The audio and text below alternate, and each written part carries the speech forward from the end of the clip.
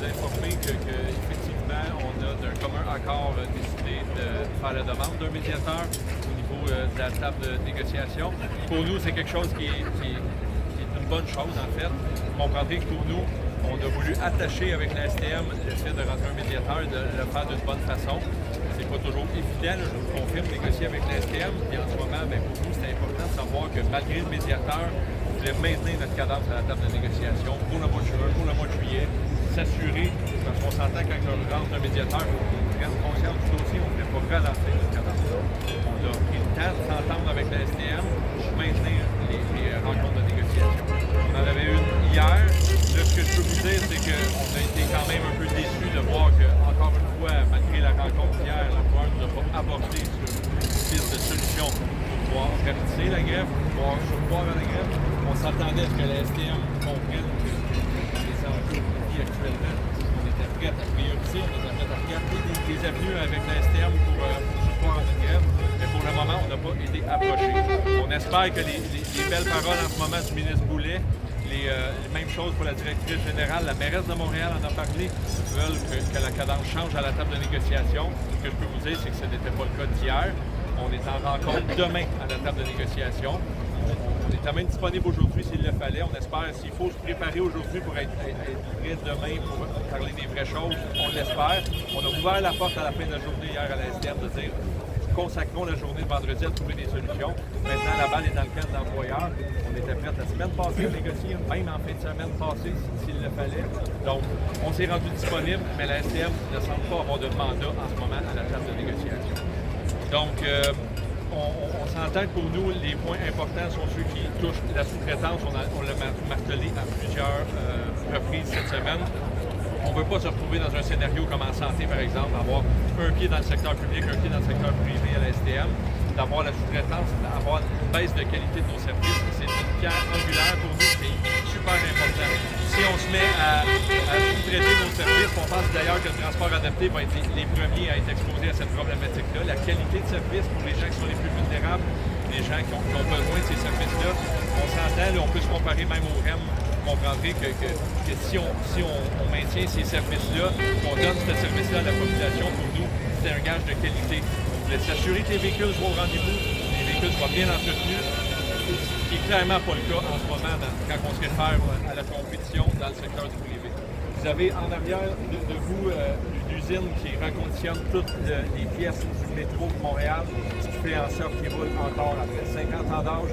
De l'autre côté, vous avez toute la nouvelle usine Crémazie. C'est l'endroit où on fabrique des pièces, l'endroit où on reconditionne plusieurs composantes d'autobus. Vous comprendrez, je vous donne à titre d'exemple, une transmission qui est envoyée à l'externe pour un reconditionnement. Ça coûte 30 000 rebâtir une transmission à l'externe. Ça nous en coûte entre 8 et 10 000 à l'interne. C'est 3 fois moins cher. Ça, c'est un exemple.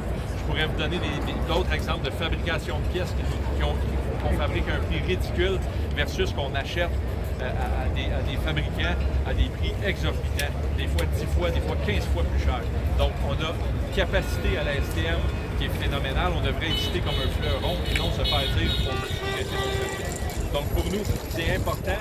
Je prends l'exemple aussi le centre de transport Bellechasse, qui est un contrat qui a été donné en, on va se le dire, là, les prix ont explosé, ça a été exorbitant, ça a coûté plus de 800 millions, si je ne me trompe pas. Donc, c'est quand même particulier, ça explose en temps, ça explose en coût. Puis ce centre de transport-là, c'est le bel exemple de quand le gouvernement se mêle avec la STM d'une mauvaise gestion en soi. C'était un centre de transport qui a été bâti sous terre en disant « Ah, mais ça va être mieux comme ça ». Les influences du gouvernement pour essayer de changer ce projet-là à la base. Vous comprendrez que pour sortir un autobus en panne du centre de transport Bellechasse dans le futur, ça va nous prendre une remorque. Donc, il va falloir acheter une remorque au coût on s'entend, une remorque, c'est quand même assez cher, c'est près d'1 million pour être capable de sortir les autobus en panne du centre de transport. On dirait que les gens n'ont pas pensé à la conception de ce centre-là. Puis en plus, il ne sera pas électrifiable parce qu'à la place où il a été bâti, on ne sera sûrement pas capable de le rendre électrique, alors que le futur du transport s'en va vers l'électrification. On a des problèmes avec les choix que le gouvernement prend. On a des problèmes avec la STM dans ses orientations. Puis ça a un coût. 800 millions, c'est pas rien. C'est clairement, on aurait pu investir d'une façon différente dans ce contexte-là, au même titre qu'on pourrait peut-être changer le ratio de l'investissement du gouvernement dans les routes versus dans le transport collectif.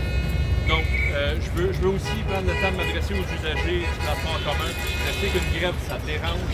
On est conscient que ce soit dans le domaine de la santé, que ce soit pour les CPE. On sait que le recours ultime pour nous, c'est la grève. Si on est rendu là, c'est parce qu'on veut changer les choses. Il faut que les gens comprennent que pour nous, c'est des valeurs importantes. Puis la fiabilité du transport en commun, je vais la comparer au REM. Là. Le REM, les pannes de service, là, quand il y a des interruptions de service, je veux dire, c'est des pannes de longue durée qui peuvent durer une journée, même qu'on va se passer du REM pendant 6 semaines.